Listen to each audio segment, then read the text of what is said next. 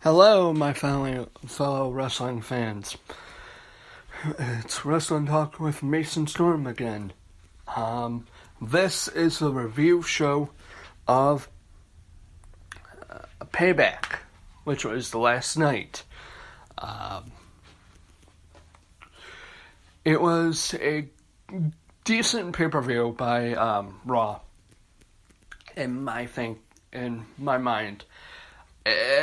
Some of it didn't make sense, especially like the Bray Wyatt versus Randy Orton match, which I know it was... Sorry, guys, I'm gonna botch apparently. I think it was kind of stupid to put that match in that pay-per-view. I think they should have waited till the SmackDown pay-per-view, considering they both were on SmackDown when this rivalry started. And truthfully, I think the match made no sense whatsoever. I mean, seriously, we're in a strange the match starts... I guess I'm going to talk about that first. Match starts in a strange house in who knows where. I mean, it was probably just right next door to the arena where Payback was. But, so the match starts in there. And so you see Randy Orton and Bray Wyatt wrestling, and there's so many weird rooms in this house. And eventually Randy Orton gets a refrigerator thrown on him, and Bray Wyatt starts to make it back to the arena. And once he gets to the arena, he does his whole thing with the lamp thing that he does, and the fireflies. So, but that's not weird, but, it's weird, but it's usual for Bray Wyatt. So then once that gets over, he basically the lights turn back on and Randy Orton is right behind him. Okay, here's the thing. Why not hit a RKO right there? Right then, there. 1, 2, 3, Randy Orton wins. I don't understand it. So anyways, but the match continues. They start wrestling. Using whatever they can. And then the two people that were I can't even remember their tag team name because they were so insignificant. Anyways, the two people, the Bollywood boys, or whatever the fudge they were, they come out, interfere in the match, attack Randy Orton, and then he takes them out, and you think, oh, okay, Randy is just going to hit an RKO on Bray Wyatt, and he's going to win the match. No. Jinder Mahal, which, again, I hate this guy. I don't understand why he gets a title opportunity. He has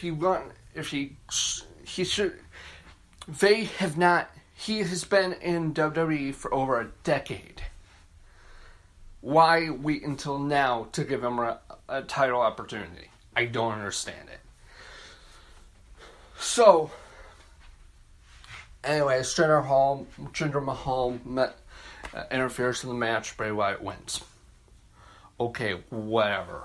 And by the way, also, this was supposed to be a title match. Originally it was advertised as a title match. So when did it get changed? Whatever. I don't understand it, but Bray Wyatt wins the match. And now Randy Orton's on a losing streak going into his feud with Jinder Mahal.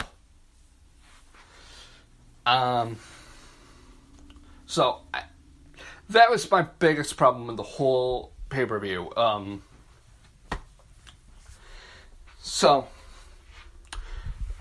Kind of going over some other matches. Hardy Boys beating Cesaro and Sheamus. Really good match. I didn't expect... it was about what I expected from those four competitors. Matt and Jeff Hardy are just ridiculously good. They're the top tag team on Raw. So, you have them retaining the titles, beating Cesaro and Sheamus. Then you have Cesaro and Sheamus and Matt Hardy at the end shake hands. And then you have Sheamus and Cesaro betraying the Hardys. Whatever. I guess it's time for Cesaro to go back to a heel. Sheamus was still somewhat a heel. And I don't understand it. Are they going to bring Seb Coulter and have him manage them? Whatever. I mean, I know Seb Coulter's with TNA now, but whatever. I don't understand it. So, that was that match. Let's see. I'm trying to think of the other matches that was even on last night, because it's hard for me to remember, because it just wasn't... It was a typical Raw pay-per-view, where you had some good matches, but then you had these matches that it's like, why? Why did this have to happen at a pay-per-view? I will say congratulations to Alexa Bliss on becoming the first woman to hold both the Raw and SmackDown Women's Championships. I mean, I really wanted her to win. I was going to do a prediction show and say that she probably was going to win, because, truthfully, I'm not a fan of Bayley. I never have been. For her whole hug gimmick makes me want to puke. I guess I don't understand it. I understand that's been her gimmick since she came into NXT, but she needs to find another side where she is violent, or not violent, but good. She's a good wrestler. But, you have her doing moves like the elbow drop off the top rope, which, okay, good move. Randy Macho Man Savage finished many people with that move. But then you have her do a stupid Bayley to belly, which I'm sorry, is one of the worst finishers ever. So... But you have, from what I've heard, it used to be better. There used to be more to it. But right now, they have her do a belly-to-belly suplex. So it is just, it's not going to pin anyone. But Alexa Bliss wins the match. And some people are already saying that she cheated, blah, blah, blah. She didn't cheat. Bayley just happened to go into the ring post. She ran into the ring post. Alexa Bliss then hit a DDT. 1, 2, 3. Alexa Bliss is your new Raw Women's Champion. So that's that. What else happened?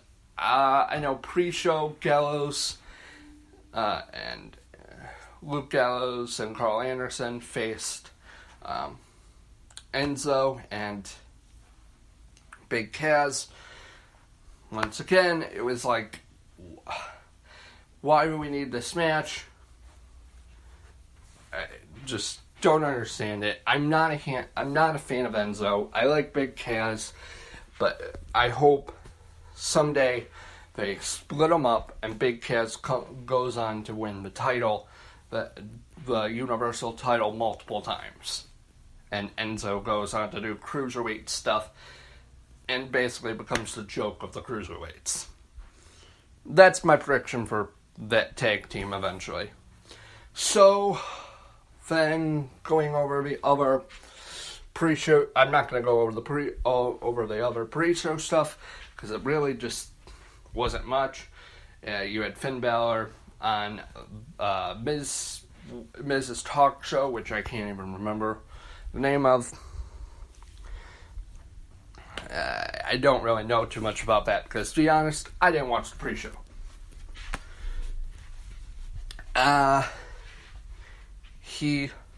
So anyways, let's now go over the Cruiserweight match.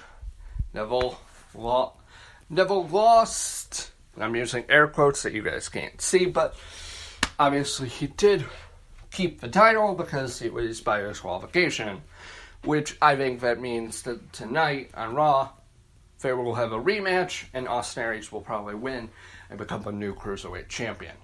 I hope. So, and then finally the main event.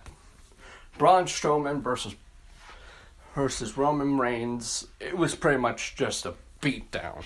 Braun Strowman beat down Roman Reigns. And Roman Reigns pretty much got his ass handed to him. And although I do gotta say that Roman Reigns did not deserve the whole being pounded with the steel steps after the match part, because obviously he's going through a lot with his injury, and also his brother just died, 2 weeks ago? So part of me is happy that Braun Strowman won, but Roman Reigns did not deserve that. And the fans cheering, "Thank you, Strowman," at the end. It's like the fans are so caught up in what they see, they don't remember. This is all fake. I'm sorry, but Undertaker was not made to retire truly by Roman Reigns. Undertaker's over 50 years old. When did you want him to stop? When you're literally carrying him out of the ring to a point where he's about to die? But that's just my thought on that. I like The Undertaker as much as the next person, but Roman Reigns did not force him to retire. He needed to retire. So, and am I happy that Roman Reigns beat him at WrestleMania? No. But still, Roman Reigns is getting all the hate because of him beating Undertaker. So, just a lot of stuff is going on with WWE that I don't really understand. It's like, why do we have all these feuds that don't really make sense? Yeah, but I guess we're going to start new feuds probably tonight on Raw. I forgot about the Chris Jericho versus Kevin Owens match. I am glad that Kevin Owens lost. It keeps him on Raw, keeps him able to join the new evolution with Samoa Joe.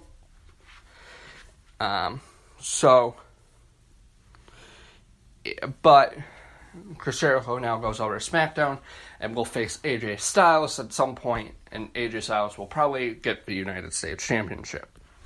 So those are my thoughts on Payback. Let me know what you all think.